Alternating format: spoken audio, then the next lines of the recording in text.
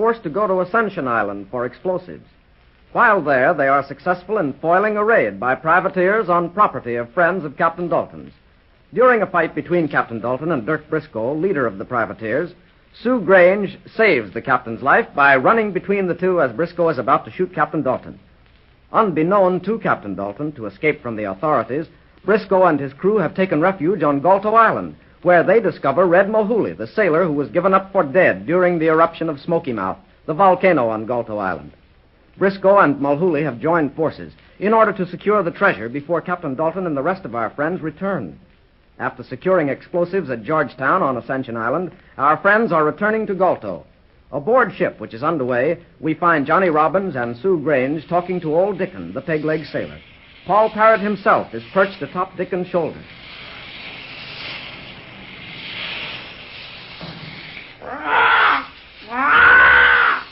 Fair weather, mateys. Let's hope it is fair weather, Polly. Don't forget, we've got to get the buried diamonds. Polly's been a great help to us on this cruise, Dickon. Yeah, that he has, little Sue. I owe me life to him, that I do. Yes. When you were tied up in old man Kip's cabin, it was Paul Parrot who led Captain Dalton and Mr. Wainwright to where you were. Good old Polly. It's fair weather and foul. He's been through with me since first we hooked up. Hey, Polly? Fair weather and foul, fair weather and foul. You know, Dickon, I've often wanted to ask you how long you've had Paul Parrot. Yes. Well, I suppose we just took it for granted that you've always had him with you. Stave in me mainsails. It seems to me I've always had him with me. He must be an awful old bird, Dickon. There's no remembering how old he is. I got him when I was a mere lad, I did. And he's been with me ever since. I'll bet you got him in South America, Dickon. What makes you say that, lad? Well, don't all parrots come from South America? No, Johnny. About half the parrots are from South America, but a lot of them come from Australia. Right you are, Miss Sue. And that's just where I got Paul Parrot. In Sydney, Australia, it was. When I was a young'un like you two. Over there, they calls them lories. Shiver me timbers, I'm a lorry. Even Bully hasn't forgotten. Dickon's a lorry, Here, you wool-eyed overgrown parakeet. I'll wring your bloomin' neck if you'll call me a lorry. It's funny they don't find parrots on islands like Galto or Ascension Island we just left. Well, it's like this. Parrots are found only on tropical islands and in hot countries. In Europe and America, it gets too cold for them. And on islands like Ascension, it's too cold, too. Oh, Dickon, you said to remind you and you'd tell us something about Ascension Island. That's right. But so many things have been happening of late, we forgot to remind you. Say, I did promise to tell you something, didn't I? Yes. You said it was something about Napoleon. Aye, that I did. Well, the island we was just on, you know, Ascension Island. Well, that belongs to England, she does. It was about the year 1815, it was, that they made a settlement there. That was after the war between England and France, after the Battle of Waterloo. Oh, tell us about it, Dickon. Yes. Where were you, Dickon? Oh, I was still in Australia, I was. But my dad, rest him, he fought under the Duke of Wellington, he did. And many's the tale he told me about Napoleon. I remembers it well. It seems like only yesterday me old daddy was telling me about it. Napoleon was a great little general, he was. Not much smaller than me, he wasn't. All small men are great, they are. Sink the braggart's hook! Sink him! Polly, I'm a warning you. I'll sink your hook, I will. Go ahead, Dickon. This is interesting, all right. Well, about that Battle of Waterloo. The battle was fought in 1815 at a town near Brussels, Belgium. The British, under the Duke of Wellington, were held by some Prussian soldiers under the command of a General Blucher. The fighting began a little before noon, it did, and the French forces under Napoleon was just about winning, they were. But they didn't win, did they, Dickon? Don't interrupt, Johnny. Go ahead, Dickon. That's right, they didn't win. Because just as they were about to defeat the British, the Prussians came up from the other side. Napoleon was surrounded, wasn't he? Oh, that he was. And in spite of desperate charges, he must have realized that his goose was cooked. Napoleon lost about 40,000 men in that battle, and that was just about the end of him. What's that all got to do with Ascension Island? Oh, Dickon's coming to that, aren't you, Dickon? Aye, that I am. Well, shortly after the Battle of Waterloo, Napoleon gave himself up to the British, and they sent him to St. Helena Island, where he stayed the rest of his life, which wasn't very long, it wasn't. He was a sad man, he was. You see, he always wanted to be the emperor of all Europe, and he almost was. He might have succeeded if it hadn't been for the Battle of Waterloo, when he lost to the Duke of Wellington. Well, after about 6 years of loneliness and brooding on the island of St. Helena, he died, he did. But still, I don't see what that has got to do with Ascension Island. Oh, but it has this to do with it. When you was on Ascension Island, you was just 700 miles north by west you was from St. Helena Island. 700 miles from where the great Napoleon spent the last 6 years of his life and where he died. I wish we could have gone there. To St. Helena, I mean. Aye, lad. Someday you may have the chance. Many's the time I've been there. I'd like to see where Napoleon is buried. That's why I'd like to visit St. Helena sometime. Aye, but he's not buried there, Miss Sue. But you said just now, Dickon, that Napoleon died on the island of St. Helena. That I did. He did die there. And he was buried there. He was.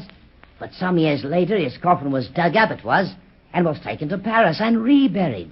Because, you see, the French people still thought he was a great man, even if he was defeated by the British. And they wanted his body buried in French soil.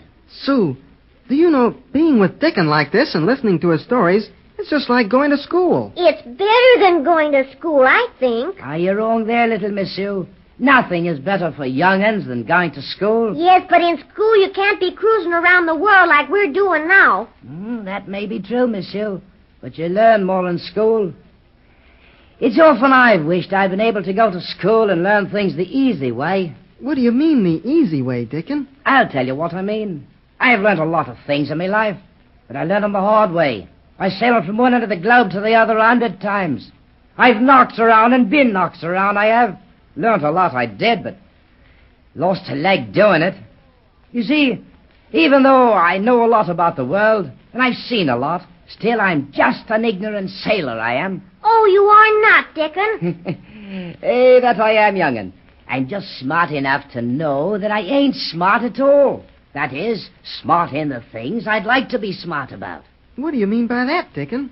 Well, I mean that I often wish that I was smart in knowing how to act around nice people. Like, for instance, your brother, Miss Sue. He's educated, he is.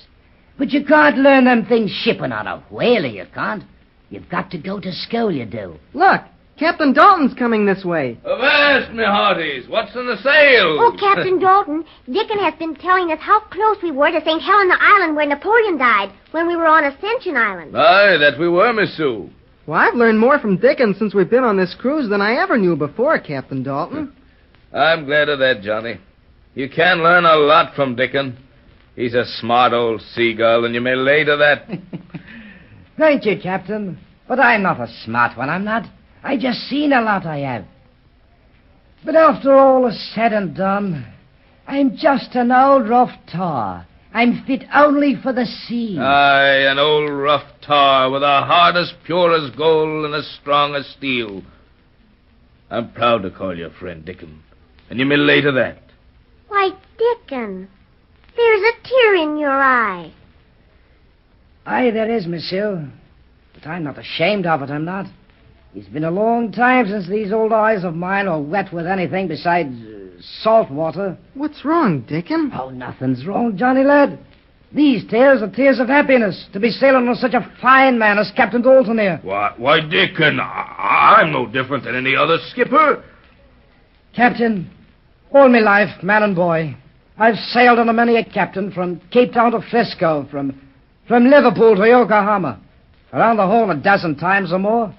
And I've been shanghaied by pirates and sailed under men I couldn't even understand their bloomin' speech. Whalers, Portuguese fish boats, Chinese pirates, and some nice ones, you may lay to that. Starved almost to death on desert islands, flogged by sea brigands, pushed around and beaten by drunken skippers. Aye, but I'm happy. I'm happy I went through all that, because it made a good sailor out of me. And if I hadn't been a sailor, I'd never had a chance to sail under such a man as Captain Dalton here. And that I wouldn't, so help me. Dickon, I hardly know what to say. Dickon's a soft one. Dickon's a soft one. Soft, am I? Soft, am I? I'll wring your neck, you bloomin' owl. What was that? Sounded like an explosion, it did, sir. There, I heard it. Where could that come from, Captain Dalton? Just off starboard. You can see Galto Island coming in view. And those explosions are coming from Galto Island. I don't like the sound of it. Nor do I, Captain Dalton. Could it be that volcano again, Captain Dalton? Oh, I hope not. No, it's not the volcano this time. Those explosions are being set off by human hands. You may lay to that. Well, what do you think it could be, Captain Dalton? I don't think. I know. Someone is blasting the mine to get at those diamonds. It looks like we're getting here just in time. Yes, someone is blasting the mine on Galto Island to get at the diamonds buried there. Of course, Captain Dalton has no idea it's Dirk Briscoe and Red Mulhooley. Will Captain Dalton get there in time before Briscoe and Mulhooley get away with the treasure? Be sure to listen to the next exciting adventure on the cruise of the Paul Parrot, and we'll find out just what is in store for Captain Dalton, Old Dickon, Johnny, and Sue, and the rest of our friends when they land once more on the island of Galto. Until then, this is your Paul Parrot announcer, Dave Ward, saying goodbye.